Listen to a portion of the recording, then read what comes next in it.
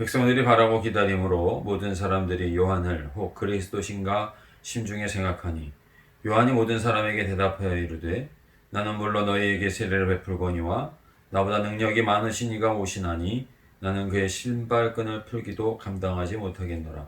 그는 성령과 불로 너희에게 세례를 베푸실 것이요 손에 키를 들고 자기의 타작마당을 정하게 하사 알곡은 곡간에 들이고 쭉정이는 꺼지지 않는 불에 태우시리라.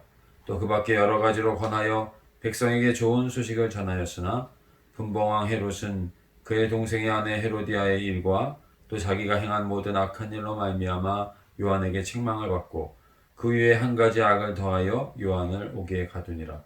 백성이 다 세례를 받을새 예수도 세례를 받으시고 기도하실 때에 하늘이 열리며 성령의 비둘기 같은 형체로 그의 위에 강림하시더니 하늘로부터 소리가 나기를 너는 내 사랑하는 아들이라 내가 너를 기뻐하노라 하시니라. 아멘.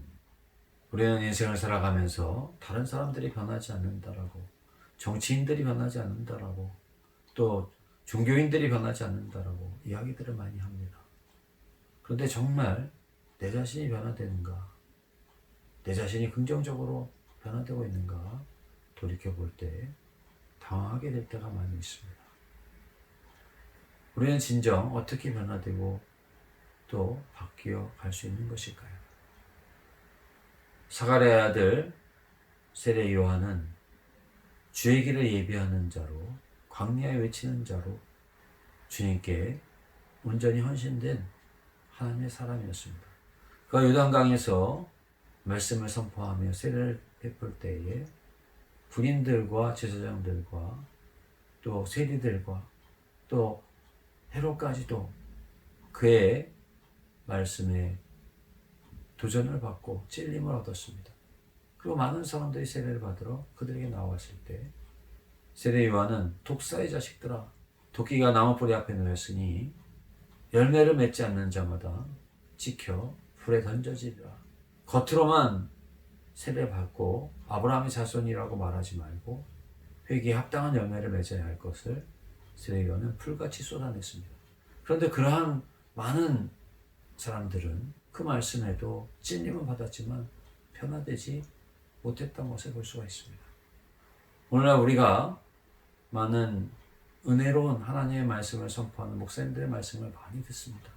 그런데 왜 그 말씀을 통해서 우리는 변화되지 못하고 있는 것일까요?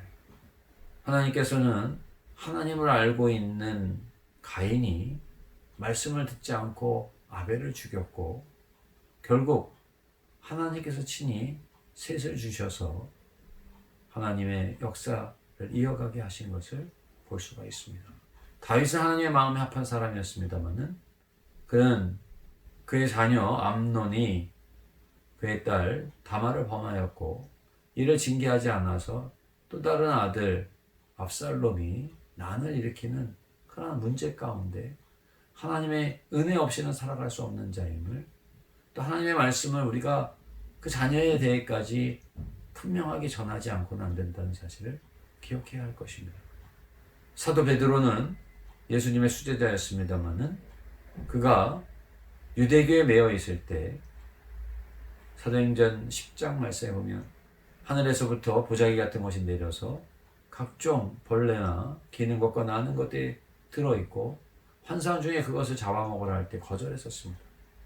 3번이나 반복되는 음성 속에 성령께서 깨우쳐 주심을 알고 그가 순종하는 마음으로 그 환상을 받아들이고 마침 왔었던 고넬료의 집에 찾아가 세례를 베풀었을 때 성령의 역사를 그 집에 하나님께서 베풀어 주셨고, 또 백부장 고넬료는 그러한 은혜 가운데 이방인 최초로 하나님의 복음이 증거되는 그러한 사도행전의 역사를 우리가 볼 수가 있습니다. 엘리야의 성정으로 왔었던 하나님의 사자 세례 요한, 그가 불을 토해내듯이 말씀을 전했어도 변화시키지 못한 것, 오직 변화는 그의 불같은 말씀 속에서 변화되는 것이 아니라 그 말씀의 진정한 능력이신 예수 그리스도만이 우리를 변화시킬 수 있는 것은, 예수님께서 요단강에 세례를 청하셔서 세례 요한에게 찾아오지 않았습니까? 세례 요한은 내가 오히려 세례 받아야 할 터인데 어떻게 세례해 주겠습니까? 나는 당신의 신발끈도 풀 수 없는 자인데, 그렇게 말했던 예수 그리스도야말로 자신을 지극히 낮추어 십자가에 죽기까지 우리를 위해서 대속하시고 우리를 하나님의 자녀 삼아주신 그 사랑의 왕, 우리 주님만이 진정한 우리의 변화가 가능케 하시는 분이라는 사실을 우리는 분명하게 알아야 할 것입니다. 세례 요한이 예수님의 말씀대로 세례를 베풀었을 때 하늘의 문이 열렸습니다. 이는 내 사랑하는 아들이니 내가 너를 기뻐하노라. 성령이 비둘기와 같이 내리며 하나님의 음성이 들리는 것을 통해서 세례 요한은 이분이야말로 우리의 진정한 구원자이신 그리스도시다 고백하지 않을 수 없었습니다. 사랑하는 성도 여러분, 우리들은 하나님의 은총을 받고 살아가기 원합니다. 그 은총이 우리들의 삶 속에 자녀에게 이어지기를 원하고, 부유함으로 이어지기를 원하고, 건강으로 이어지기를 원합니다. 그러나 진정한 은총은 세례 요한이 불같이 토해내도 변화시키지 못합니다. 오히려 자신을 지극히 낮추어 베들레헴 말구유로 오시고, 또 공생의 기간 동안 사랑으로 찾아오는 사람마다 치유하시고 그의 마음을 변화시켜 주셨고, 마침내 십자가에 죽기까지 우리를 위해 모든 것을 내어주신 우리 주 예수 그리스도를 통해서만이 진정한 그분을 우리의 마음 가운데 오실 때만이 진정한 변화가 있을 수 있다는 사실을 기억하시고, 오늘 예수 그리스도 안에서 내 마음 가운데 우리를 위해서 가장 낮아지셔서 우리를 위해서 가난해지셔서 우리를 부유하게 하신 주님을 마음 가운데 모시고 진정한 변화의 삶을 살아가는 우리 모든 성도님들이 다 되시기를 간절히 원합니다. 사랑의 주님, 오늘도 귀하고 복된 날을 저희들에게 허락하여 주심을 감사드립니다. 우리는 주변 것들로 우리의 마음이 변화되고 행복하기 원합니다.